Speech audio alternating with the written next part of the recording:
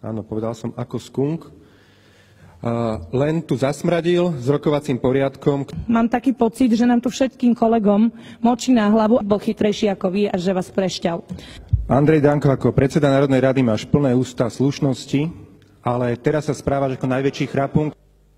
To čo ste za hovadá, sa pýtam.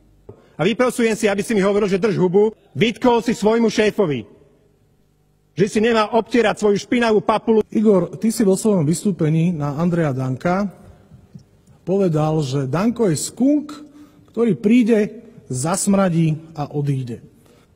Ale že ty tu používaš špinavé papule, smradí, skunkovia, to je úplne v poriadku. A prečo ideš preč? Prosím, čo si povedal? Čo si povedal? Poď mi to povedať do očí. Poď mi to povedať do očí. Kto si ty? Kto si ty, že si uzurpuješ právo byť morálnou autoritou v tomto parlamente? Kto si ty? Si obyčajný klamár a podvodník.